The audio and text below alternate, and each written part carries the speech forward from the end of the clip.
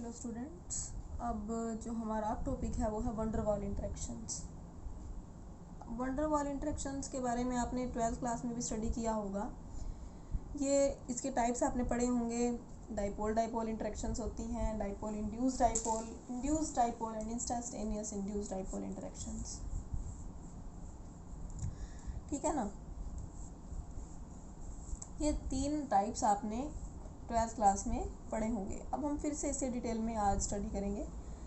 देखिए, जो हमारे पोलर मॉलिक्यूल्स होते हैं, पोलर मॉलिक्यूल्स,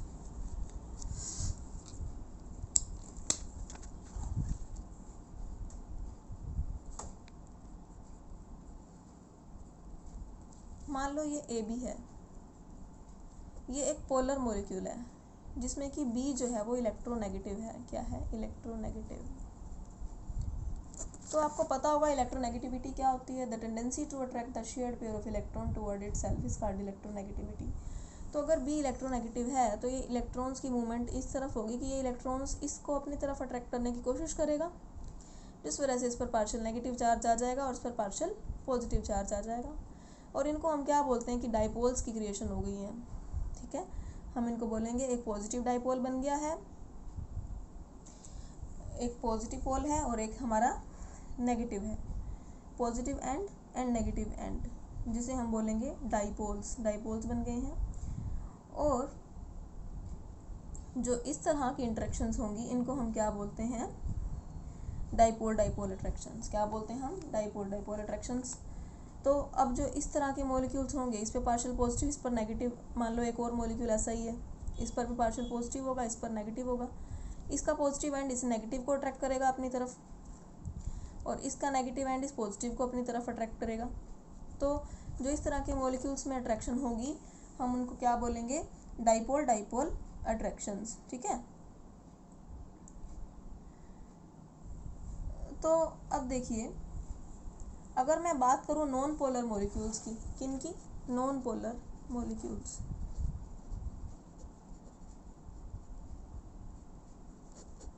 मान लो मैं एक हीलियम एटम का एग्जांपल ले लूं, तो आप कहेंगे कि भाई हीलियम तो मान लो हीलियम एटम है, आप ये कहेंगे नहीं, ये तो किसी के साथ कोई बॉन्ड ही नहीं बनाता, ये तो नोबल गैस का एलिमेंट है, तो ये तो कोई अट्रैक्शन ही नहीं शो करता। लेट सपोज मैं अट्रैक्शन की टर्म्स में बात करूँ तो आप कहेंगे हीलियम तो किसी को हीलियम नहीं अट्रैक्ट करता क्योंकि ये नॉन पोलर, आप बोलेंगे इसे। लेकिन अगर हम ध्यान से देखें तो जो नॉन पोलर मॉलिक्यूल्स होते हैं, ठीक है, किसकी बात कर रही हूँ मैं? हम बात कर रहे हैं नॉन पोलर मॉलिक्यूल्स की। ठीक है। तो इनके केस में लेट अस सपोज इसका इलेक्ट्रॉन क्लाउड जो है, इलेक्ट्रॉन क्लाउड वो अभी सिमेट्रिकल है। क्या है? सिमेट्रिकल, कि ये हमारा पॉजिटिव एंड है और ये नेगेटिव चार्ज सिमेट्रिकली डिस्ट्रीब्यूटेड है, मतलब उसमें होगा शेल्स में, लेकिन सिमेट्रिकली डिस्ट्रीब्यूटेड है इसके अराउंड। ठीक है। लेकिन एक पर्टिकुलर इंस्टेंट ऑफ टाइम, किसी इंस्टेंट पर ऐसा भी तो हो सकता है कि पॉजिटिव जो है वो यहाँ पर है, ठीक है, और नेगेटिव एक रीजन में ज़्यादा हो गया, यहाँ पर अभी नेगेटिव नहीं है। तो उस केस में क्या होगा? एक टेम्परेरी डाइपोल क्रिएट हो जाएगा। जिस तरह से मैं इसको कह सकती हूँ, ये पॉजिटिव एंड हो गया और ये क्या हो गया? इसका नेगेटिव एंड। तो इस तरह से ये एक टेम्परेरी डाइपोल बन जाएगा। क्या बन जाएगा? Temporary dipole. और ये लेट अस सपोज एक और हीलियम का एटम है, ठीक है, ये क्या करेगा? अगर मान लो इस टाइम पर इसका इलेक्ट्रॉन क्लाउड सिमेट्रिकल है ना, तो ये इस नेगेटिव इसके पास जब आएगा तो इसका नेगेटिव दूर भाग जाएगा ड्यू टू रिपल्शन। तो जब इसका नेगेटिव यहाँ से दूर भाग जाएगा तो नेगेटिव इस तरह इस रीजन में कंसंट्रेट हो जाएगा, यहाँ से नेगेटिव हट जाएगा ड्यू टू रिपल्शन। तो नेगेटिव चार्ज इस रीजन में ज़्यादा कंसंट्रेट हो जाएगा ना। तो जब नेगेटिव चार्ज इस रीजन में ज़्यादा कंसंट्रेटेड हो जाएगा और यहाँ पर पॉजिटिव रीजन आ जाएगा, तो इन दोनों में जो अट्रैक्शन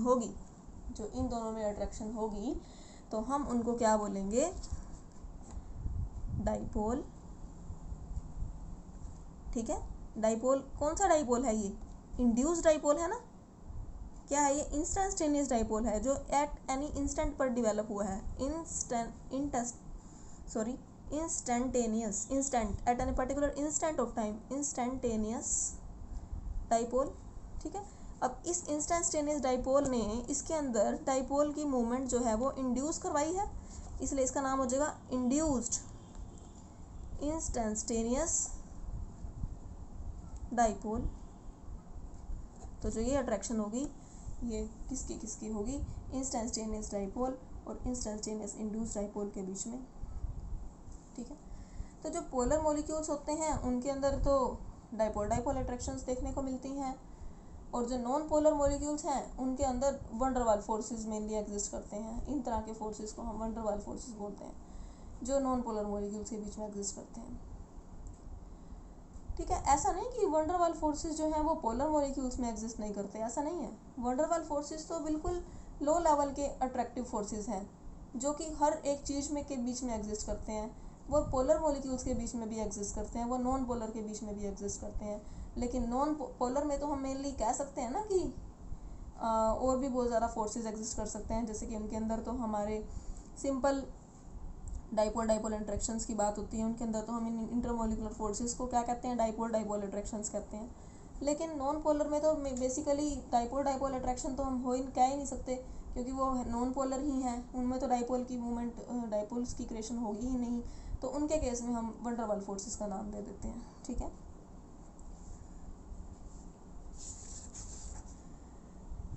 अगर मैं बात करूं factors influencing van der Waals forces की, किसकी?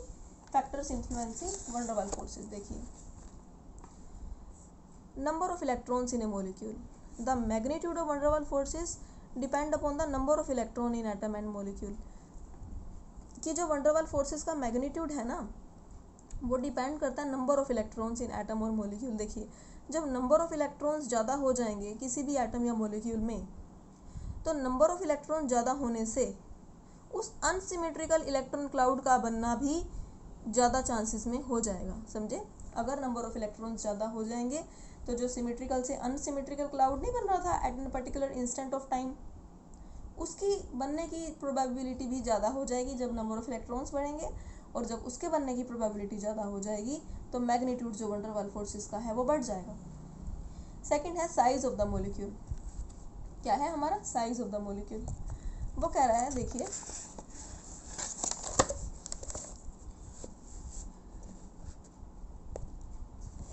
As the molecular size increases, जैसे कि मोलिकुलर साइज बढ़ेगा, the surface becomes large and the chances of unsymmetrical electron distribution increases and the van der Waals forces become stronger.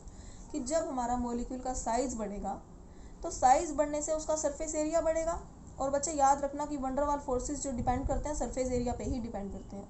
Surface area ज़्यादा होगा तो wonder Waals forces ज़्यादा होंगी, surface area कम होगा तो वंडर वाल फोर्सेस कम होंगी।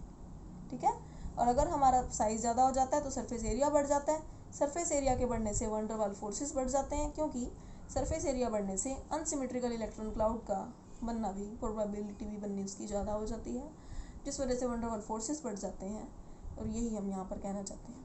ठीक है, थर्ड जिस पे वो डिपेंड करता है वो है मॉलिक्यूलर शेप पर। किस पर? मॉलिक्यूलर शेप पे। देखिए, अभी एक सिंपल सिंगल चेन वाला हमारा क्या है? एल्केन है, लेकिन यहाँ पर क्या है? वो ब्रांच्ड फॉर्म में है।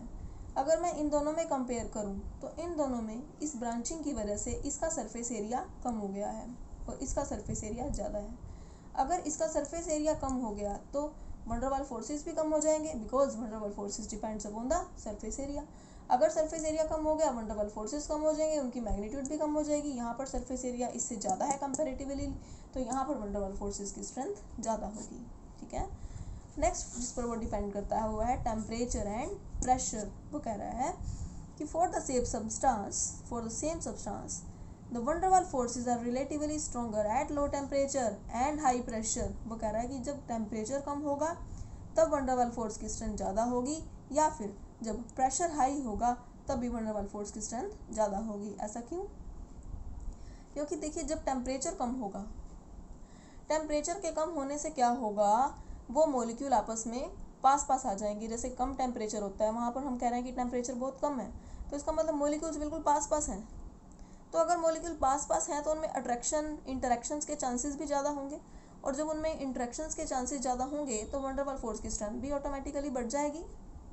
और अगर मैं प्रेशर के टर्म्स में बात करूँ तो प्रेशर में क्या होगा कि जब हमारा प्रेशर बहुत ज़्यादा है, एट हाई प्रेशर ज़्यादा होने से उस एक मान लो मेरे पास एक बीकर है या कुछ भी, मेरे पास एक बर्तन या कुछ भी लगा लो आप, मैंने उसका प्रेशर बहुत ज़्यादा कर दिया, तो प्रेशर ज़्यादा करने से क्या हो जाएगा, मॉलिक्यूल आपस में पास पास आ जाएंगे हाई प्रेशर पे, और जब मॉलिक्यूल्स पास पास आ जाएंगे तो उनमें इंट्रैक्शंस भी बहुत ज़्यादा बढ़ जाएंगी, जिस वजह से वंडर वाल फोर्स की स्ट्रेंथ भी बढ़ जाएगी।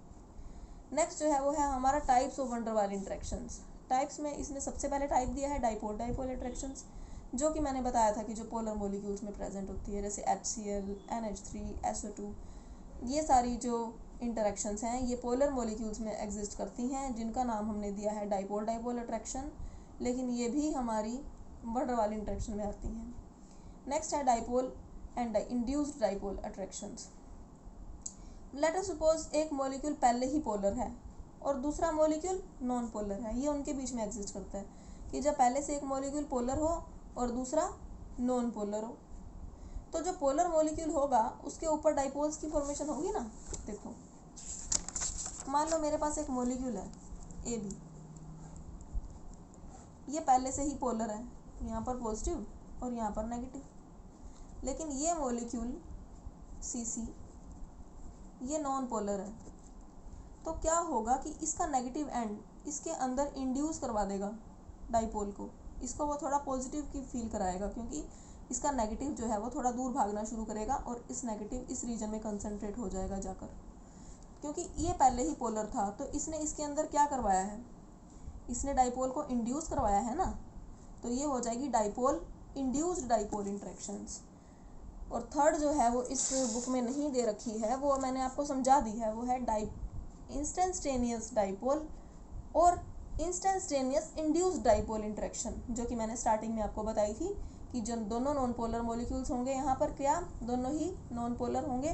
पहले नॉन पोलर में at a particular instant of time electron cloud unsymmetrical हो जाएगा, जिस वजह से उसमें डाइपोल की क्रिएशन हो जाएगी, और वो जब दूसरे से इंटरेक्ट करेगा वो दूसरे में भी डाइपोल को इंड्यूस करवा देगा। उस तरह की इंट्रैक्शंस को क्या कहते हैं, instantaneous dipole and instantaneous induced dipole interactions. ठीक है, नेक्स्ट टॉपिक जो हमारा यहाँ है वो है वंडर वाल रिपल्शंस। क्या है हमारा वंडर वाल रिपल्शंस, देखो the magnitude of van der Waals force of attraction increases as the distance between non bonded atoms decreases. जब दो नॉन बॉन्डेड एटम्स हैं, मान लो वो भी बॉन्ड नहीं बनाया हुआ उन्होंने कोई भी, जब उन दोनों के बीच में मैं डिस्टेंस को डिक्रीज करूँगी, वो दोनों आपस में पास पास आ जाएंगे डिस्टेंस डिक्रीज होने के कारण, और जब वो दोनों आपस में पास पास आएंगे तो उनकी जो अट्रैक्शन है वो बढ़ जाएगी, जिस वजह से वंडर वाल फोर्स की अट्रैक्शन भी बढ़ जाएगी।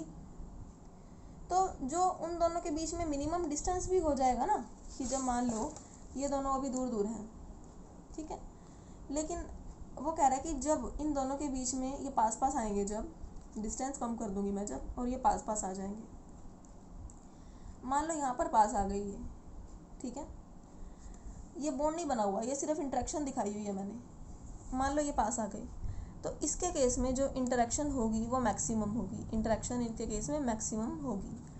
तो जो मिनिमम डिस्टेंस इन दोनों के, ध्यान से सुनिए, the minimum distance between the two atoms at which their interaction is maximum is called van der Waal radii, is called van der Waal radii। दोबारा देखिए, the minimum distance between the two bonded atoms, the minimum distance between two bonded नहीं भाई, the minimum distance between two non bonded atoms, ठीक है, at which their interaction becomes maximum is called van der Waal radii।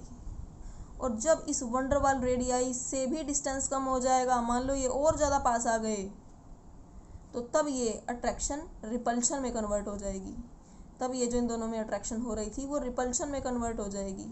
अब वो दोनों इतनी पास आ गए हैं कि वो अब एक दूसरे को रिपेल करने की कोशिश करेंगे, अब वो अट्रैक्शन नहीं रही, वो अट्रैक्शन किस में कन्वर्ट हो जाएगी, रिपल्शन में। ठीक है, तो इसीलिए वंडर वाल रेडियाई की डेफिनेशन मैंने आपको बता दी है। यही हमारा यहाँ ये टॉपिक ख़त्म होता है वन डर वाल रेडियस का। होप सो आपको वीडियो पसंद आई होगी। Please like share and comment. जिन्होंने चैनल को सब्सक्राइब नहीं किया वो प्लीज़ मेरे चैनल को सब्सक्राइब कर दीजिए for more regular updates. Thank you and have a nice day.